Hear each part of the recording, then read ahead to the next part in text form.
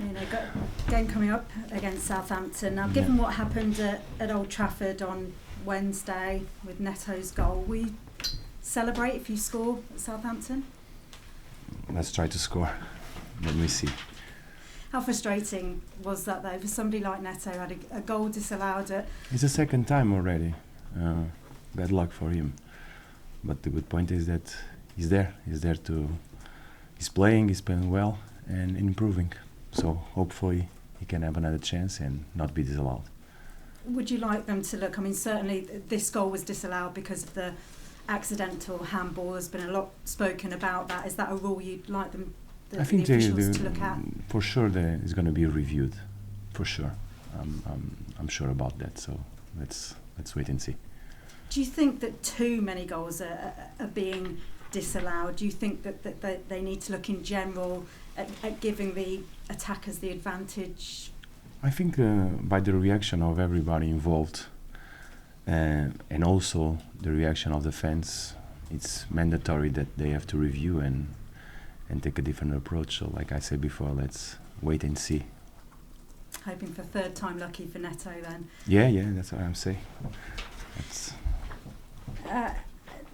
Ryan Giles, you've recalled him. What's the thought process behind that decision? This has to do with, unfortunately, the injury of Vinagre.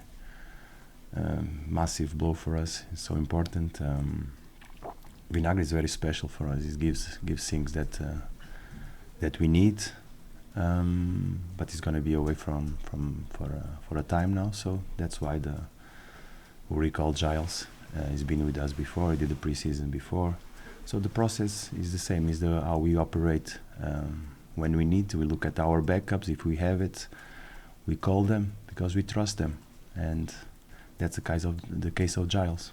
Yeah, young player. He's been doing well on loan with Shrewsbury. Have you seen, from what you've seen of him, has he shown he's ready for first team action here?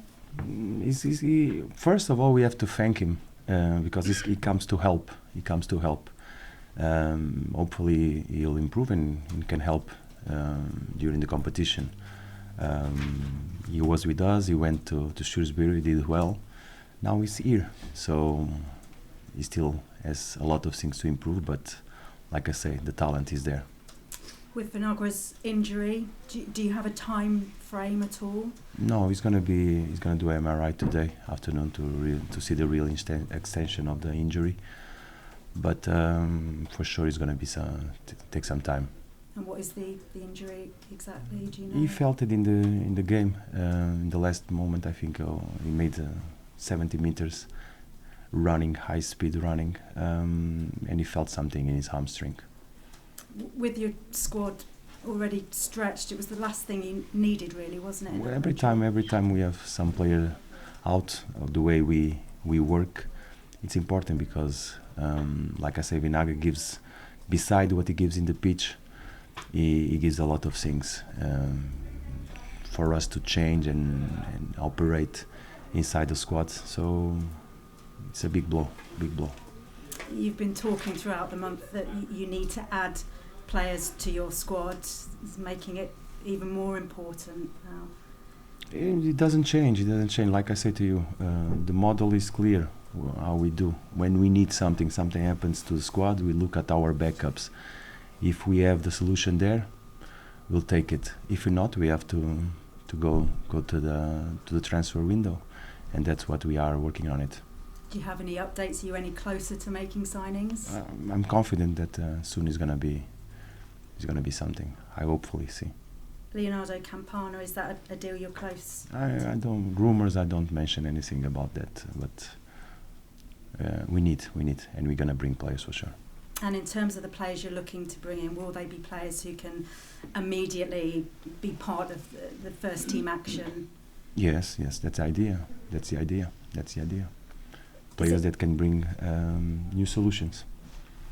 Is it hard not to get frustrated as the clock ticks by? I know you said you wanted to make the signings ASAP.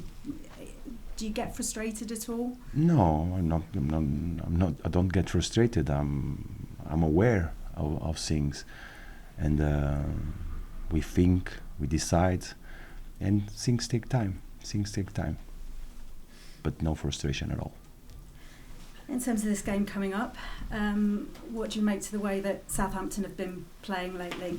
Very good. It's going to be very tough tomorrow. Very good team. And the dynamic they have. So tomorrow is going to be a tough game for us.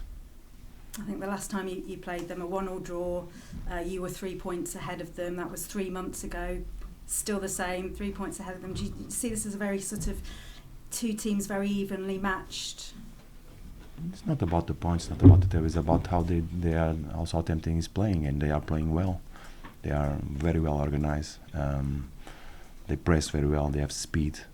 So it's going to be very tough. But we are ready. We are ready. We go to Southampton to compete.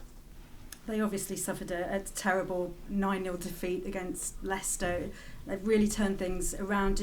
Does that go to show how quickly things can turn around in football? It shows that in football, in life, it's up and downs, and you have to be ready for it. Danny Ings has been doing very well for them. His manager says he deserves an England call-up. Do you agree? How well do you think he's been doing? How much of a threat is he? He's a good player, but I don't go much further than that. He's a good player, and tomorrow is our opponent. It's all about focusing on Of course, yes. And in terms of your form, the results perhaps show a dip, no win in 5, but I know you like to focus on performances. So what do you make to your performances? Has there been a dip at all? We had good performances and bad performances. I think Watford was not a good performance. Liverpool was a good performance. So, like I say, it's about how we perform, how we want to do things, and we must realize what's happening. Also, everybody knows how we play. The teams are trying to find new things, and we have to raise our standards, be able to sustain and take advantage of the things that we have. And this is what the process that we have. We try new solutions inside the team because the shape is there. And there are 2 ways to improve our performances. It's changing what we're never going to do, because we truly believe that how we do things, and we'll keep on insisting and persisting and improving and growing. It's about the building process that will never end.